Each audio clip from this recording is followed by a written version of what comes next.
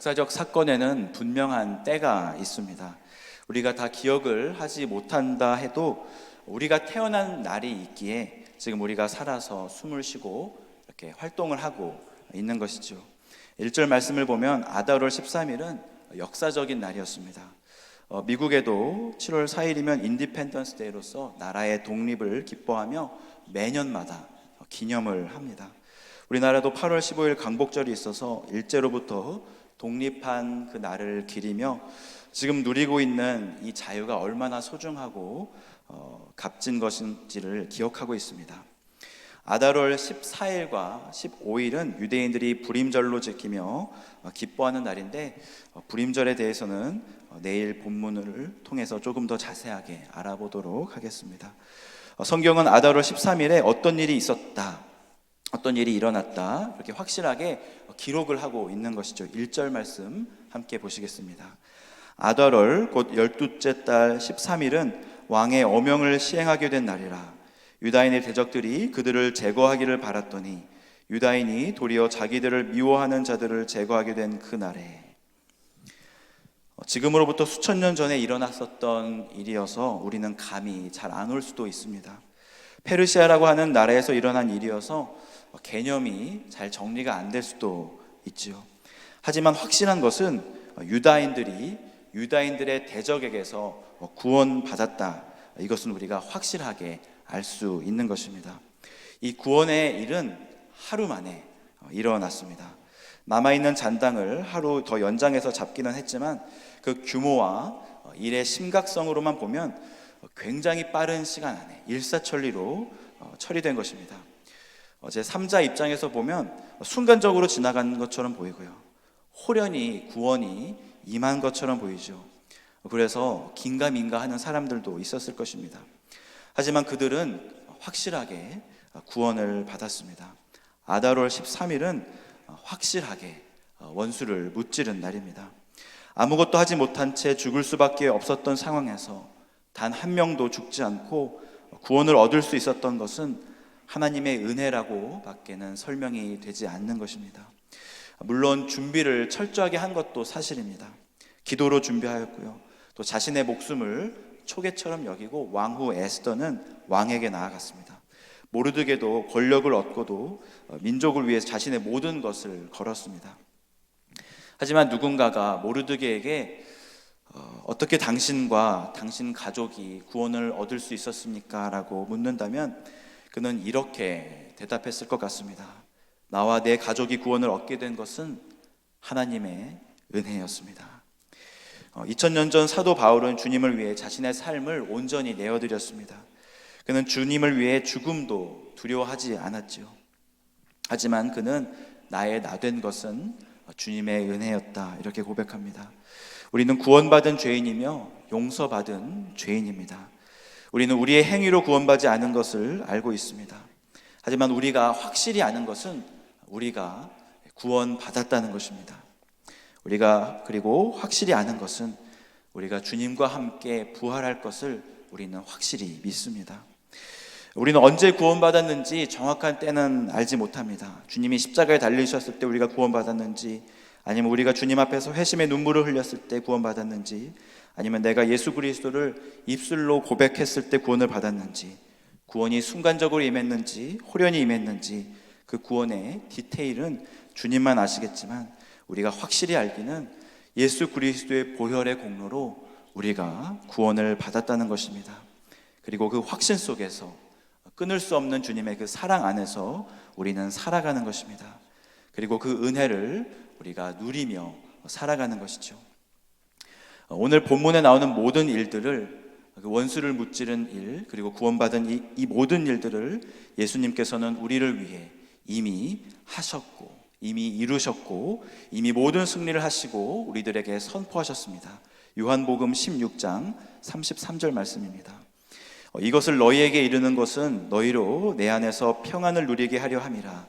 세상에서는 너희가 환난을 당하나 담대하라. 내가 세상을 이기었노라. 세상을 이기신 주님은 우리가 세상에서 담대하게 살기를 원하십니다. 죄에게 굴복되어 살지 않기를 원하셨고요, 죄에 매여서 평안함이 없이 이리저리 흔들리며 살아가기를 원하지 않으셨습니다. 주 안에서 평안하시기를 주님의 이름으로 축복합니다. 또 주 안에서 담대하시기를 주님의 이름으로 축복합니다.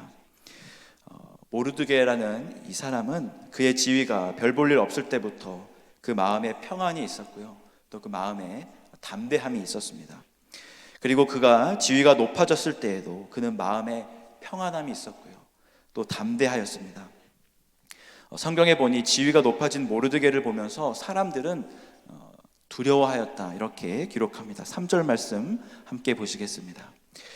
각 지방 모든 지방관과 대신들과 총독들과 왕의 사물을 보는 자들이 모르드게를 두려워함으로 다 유다인을 도우니. 그들이 모르드게를 두려워했던 이유가 무엇이었겠습니까? 그가 키고 훤칠해서요? 그의 재능 때문에요? 아니면 그의 지식 때문일까요? 아닙니다. 아하수에로 왕은 모르드게에게 그의 뜻대로 왕의 조서를 작성하도록 하였습니다. 왕의 권력의 일부분을 그에게 넘겨준 것이죠. 모르드게는 왕의 명의로 편지를 씁니다. 그 편지의 내용에 따라 삶과 죽음이 변경될 수 있는 것이죠. 다른 사람의 돈을 일시에 다 뺏을 수도 있고요, 상을 줄 수도 있습니다. 벌을 줄 수도 있고요. 그러니 그 정도의 권력을 가진 모르드게에게 사람들이 두려움을 갖는 것은 너무나 당연합니다. 빽도 없었고요, 지위도 없고 별 볼 일 없어서 사람들에게 무시당하기 일쑤였던 모르드게. 하지만 그의 마음은 세상을 향한 분노로 가득 차 있었던 것이 아니라 하나님의 공의로 그 심판을 진행해 나갑니다. 하루 동안에 일어났던 이 심판은 나에게 못되게 군 사람을 혼내주는 심판이 아니었습니다. 나를 억울하게 하고 나에게 면박 주고 나를 놀리고 나에게 욕한 사람을 보복하는 심판이 아니라 유다인을 죽이려고 했던 자들만을 심판하는 그런 심판이었죠.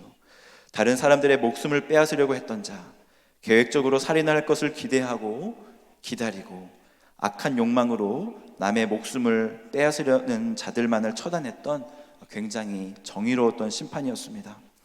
그리고 이 심판이 놀라운 점은 아하수에로 왕이 이방 민족을 위해서 자국민도 보호하지 않았다는 사실입니다. 세상의 정치 논리로는 말도 안 되는 결정이었습니다.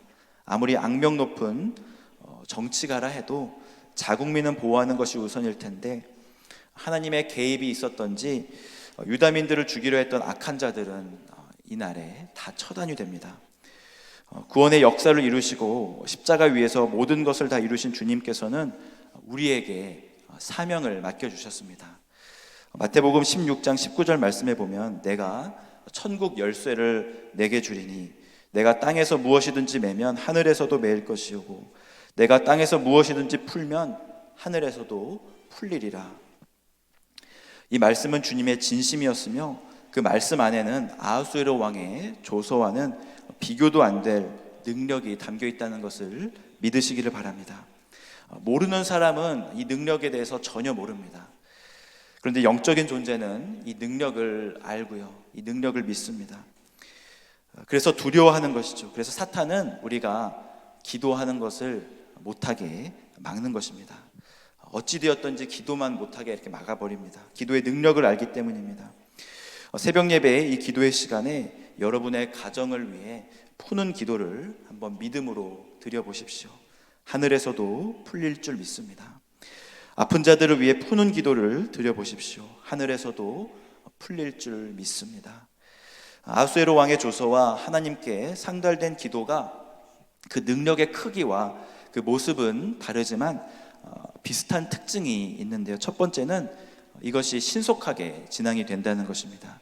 두 번째는 능히 막을 자가 없다는 것이고요. 세 번째는 그 왕의 조서대로 이루어진다는 것이죠.